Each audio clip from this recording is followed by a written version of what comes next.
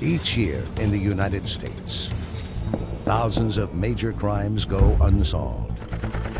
When the case has gone cold and police have nowhere to turn, they seek assistance from the public. This is a program dedicated to solving these cases. This is Crime Stoppers Case Files. Welcome to Crime Stoppers Miami. I'm Dick Masten, the director of Miami-Dade Crime Stoppers.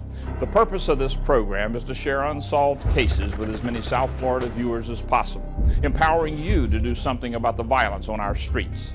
Every case we feature is unsolved. Every case we feature has a cash reward available. Let's get started. On July 5th, 2009, 29-year-old Rodger Davis was killed in his vehicle near northwest 193rd Street and 5th Court in Miami Gardens. Here's the story. On Sunday, July the 5th, 2009, the victim, a man by the name of Rodger Davis, was in a vehicle that was facing southbound on northwest 5th Court in the city of Miami Gardens. The Miami Gardens Police Department responded and they found the victim deceased in his car from multiple gunshot wounds. Rodger Davis had just returned from the city of Miami, where he had been with some friends. He dropped off two friends at a house nearby. This is a single-family residential neighborhood, middle-class working people. Late on a Sunday afternoon, it was quiet. At approximately 6:30 p.m., in a vehicle by himself, he stopped at the intersection of Northwest 193rd Street and Northwest 5th Court. While he was there, he had the windows to his car rolled down. He was playing some music, stopped at the intersection. The red minivan approached and pulled up alongside and was facing north. Mr. Davis's vehicle, which was a Hummer, was facing south on Northwest 5th Court, so it would be driver's window to driver's window. They had a brief conversation, at which time witnesses heard multiple gunshots. The minivan then fled from the scene. The Miami Gardens Police Department responded and they found the victim deceased in his car from multiple gunshot wounds. The description of the man driving the minivan was a black male, 18 to 25 years old, with dreadlock hairstyle. The victim is survived by his mother, who's devastated at the loss of her son. He's also survived by his young daughter, his juvenile daughter, who is now being taken care of by the grandmother. So the family's very upset about the death. And I know somebody out there and see what happened and knows what happened. I just want to get closure for me, a family, and his kids. I know my son can't come back, but all I need is closure. Somebody see what happened, somebody knows what happened. Without the help of the family, because they really don't have any information, and the help of Mr. Davis's friends, we don't have a motive. And without that motive, it's difficult for us to establish who did it. Coming up, you'll learn the facts of the October 26, 2010 shooting of Sinead Beacham in Miami Gardens when we return on Crime Stoppers Case Files.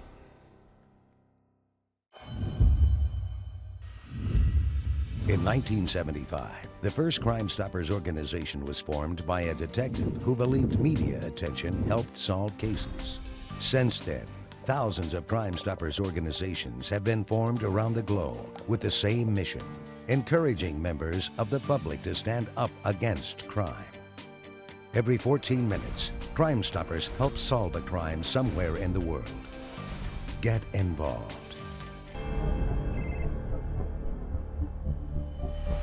On October 26, 2010, 22-year-old Sinead Beacham was shot near the 20700 block of Northwest 41st Avenue Road in Miami Gardens. Here's the case.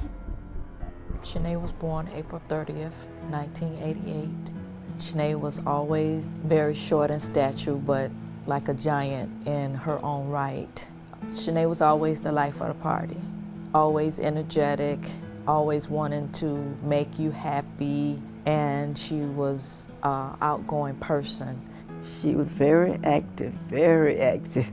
She didn't act her age, you know what I'm saying? She was in her 20s, but still she had a lot of play in her. She always liked to tease and joke. She would come up behind me if I'm doing something. She's, you know, like touch me. And I said, don't do that to me. You know, I'm going to have a heart attack. She lived with her mother and my grandmother. And every time I would come to visit, like every day, she was always happy, always in a good mood. Every time I came to the door, she'll see me at the back door and run to the door and open the door for me. She'd say, cousin, hey cousin, I missed you. She loved kids. Yeah, no matter how bad you felt, she would come in and you couldn't feel bad around her. And she loved people. She loved interacting with people, and she loved helping people. She would give you her last. She would get out of her bed to go and do a favor for anyone. She would open up and ask me, Mommy, this young lady having a problem at her house. We need to have her to come live with us. She always liked to have a lot of children come over, eat, sleep, watch TV with her because she was the only child. She was my best cousin, and every time she get her hair done, she would go in the bathroom and start taking pictures. She always bought me clothes, and I always wear them. Sometimes I wear her clothes, but then she won't like it, so I just have to take it off and wear my own clothes. She always take me every place. Every night she'll go out. I asked her, can she take me? She said, you are too little to go where I'm going. She said, you gotta stay with the little kids. She loved them to death. They were like sisters and brothers, you know. They all grew up in the same place together. They all were at my home. She was in cheerleading. She was always in plays. She had very close interacting with her teachers. She told me she wanted to go to school for nursing so she could be my private duty nurse. I say, Sinead, you wouldn't even give me my medicine and stuff on time, and I'd be suffering for my medicine. No, Grandma, you would get everything. When I finish school, I will be your private duty nurse. I said, okay, we'll see when you get grown. We'll see. Yep, that was my Sinead. I love her with all of my heart, and I miss her so much, and it hurts me so, because she didn't deserve this at all. She loved everyone. She didn't want to make no enemies. She wanted to be loved, and she wanted to give love.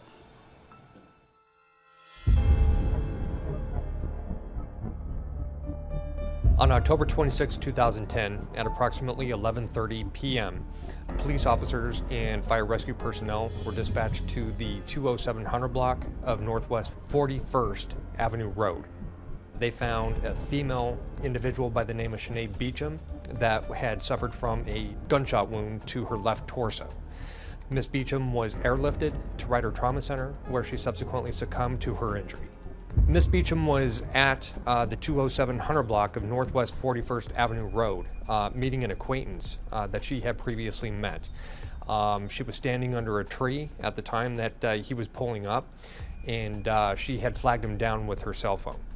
Once her acquaintance had arrived on scene, she ended up getting into a silver Grand Prix, where her acquaintance was also seated in the driver's side compartment of the vehicle. She had left the passenger side door to the vehicle open with the dome light on inside the vehicle. While Miss Beacham and her friend were conversing inside of the vehicle, her friend, or the acquaintance, had observed what he described as two black males rapidly approaching from the rear of his vehicle on foot. The surviving witness tells us that multiple shots were fired into the rear portion of the acquaintance's vehicle, as well as a driver's side portion of the vehicle. Once the shots were fired, he obviously realizes that both his life as well as Miss Beacham's life is in danger. He rapidly accelerates northbound on Northwest 41st Avenue Road, where he encounters a cul-de-sac. He stops the vehicle in the cul-de-sac, and he gets out of the driver's side portion of the vehicle and starts frantically knocking on neighbors' doors, trying to summons help. I was asking her to come and watch TV with me, and she told me she was going over to meet a friend and that she was coming right back. And lo and behold, the cops were coming at my house around 12 o'clock, telling me that they needed to talk to me about Sinead. They had found her in the car where she had been shot. They explained to us that she had expired. I thought it wasn't true. I said it's not true, but it really was. She wanted to live, you know, and enjoy her life. She was a lovable child. She didn't deserve this at all.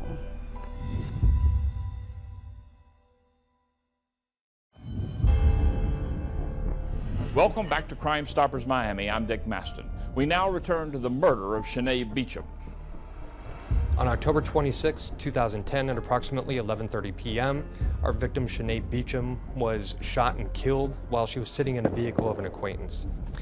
At the time that the shots were being fired into the vehicle that Miss Beacham was sitting in, she was struck with one projectile, which had entered the driver's side portion of the vehicle and had actually penetrated the left portion of her torso. It should also be noted that the acquaintance that Miss Beacham was with at the time of the shooting was not hit during the time of the firefight. Our victim was airlifted to Ryder Trauma Center, where she ended up succumbing to her injuries. It's a piece of us are gone. She's gone. She's never coming back. She had so much energy and so much love for each one of us, and she did a lot for each one of us, and we miss her dearly in the household, her presence. Sinead was prematurely taken from us, and Sinead had a huge legacy that she was leaving. Even in death, Sinead donated her eyes so that someone else could see, and I would just like you all to know that Sinead was very special. Sinead was the nicest, most pleasant person you would ever like to meet, and I couldn't imagine who would do something like this. So even the smallest detail or information would mean a lot to our family so that we can have closure. At this point in time, we have no real motive as far as why Miss Beacham was killed, especially in this manner. It should be noted that this was a residential neighborhood. It was not well lit, and it's definitely a neighborhood that is one way in, one way out. So the people that live in that area are very familiar with what is going on. There were people out the night of the incident, and they have been helpful up to a point. However, we do know that people did see this crime occur, and now is the time for these individuals to come forward with the information that they know. It is unknown at this point what happened to the described defendants at that point. Both individuals are once again described as black males, tall and thin, with dreads in their hair. The weapon that was used was a semi-automatic firearm. But she didn't deserve this at all. She didn't deserve this. In the murder of Sinead Beacham, Miami Gardens police are looking for two tall, thin males with dreadlocks wearing dark clothing.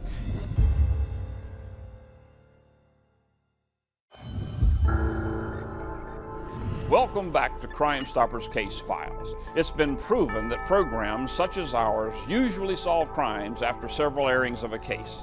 With that in mind, we'd like to quickly review a few cases we featured on past episodes. On December the 4th, 2009, 54-year-old Carol Taylor was having her hair done at a friend's home near 170th Street in Miami Gardens. When she left the hairdresser, she was targeted by a killer wielding an AK-47. It appears that Carol had just pulled to the T intersection located at Northwest 38th Court and Northwest 170th Street. She was actually traveling eastbound. As soon as she had continued forward from her stop, she was confronted by a red vehicle that had rapidly accelerated in front of her vehicle as she had already attempted to drive into the intersection. The suspect makes his way towards the passenger side of Carol's vehicle and starts shooting multiple shots into the passenger side of Carol's car. Ms. Taylor was hit, unfortunately fatally, with the projectiles that were shot into the passenger side of her car. The suspect was described as a tall, thin black male. The suspect was said to be driving a red Pontiac, either G6 or Grand Prix or something similar. My name is Detective David Noble with the City of Miami Gardens Police Department. On Tuesday, September 16, 2008, at approximately 8 p.m., Michael Garland was jogging in the area of 1840 and Northwest 152nd Terrace.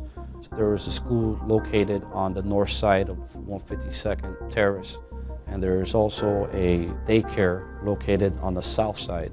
As he was jogging eastbound on the sidewalk area, he was approached by either an individual or several individuals. And during the course of him trying to de-escalate the situation, he was fatally shot in the back. It's possible that either one or several of the assailants fled on foot westbound on Northwest 152nd Terrace. Uniformed officers were dispatched to the area, and they transported him to Jackson Memorial Hospital Ryder Trauma Center. Upon his arrival at the hospital, he expired. Miami-Dade detectives have little to go on in this case. On December 10th, 2006, Bradley Timpf, who was a local chiropractor, was at the Houston's restaurant located at about 174th Street and Biscayne Boulevard. He met a friend there and had dinner. Once Brad and his date were finished eating, they began to leave the restaurant. So he walked her to her car, said goodnight, and then began to walk to his car. His parking space was almost at Biscayne Boulevard, which was a fairly long walk from where the restaurant actually was. So there is certainly a possibility that somebody wanted to steal Brad's car, and that there was a confrontation with Brad, possibly before he got in his car, or maybe even while he was getting in his car or sitting in his car. And after that confrontation, Brad began to back out of his parking space. It appears that the person who shot Brad was behind him. One of those shots went through the rear side window and struck Brad in the back. Brad then drove his car towards the Houston's restaurant. When he got to the front of the restaurant, he struck a parked car. People at the restaurant just thought that it was an accident. And as they went to render aid, they realized that he wasn't breathing, that he had been shot. I do know that there are people out there in the community that know what happened. Crime Stoppers, the family, various businesses, and other agencies have posted a reward in this case of up to $66,000. Crime Stoppers of Miami-Dade has one goal: to make the streets safer for law-abiding citizens by solving cases and capturing criminals. Now, I'm Dick Masten. Be sure to join us next week for another episode of Crime Stoppers Case Files.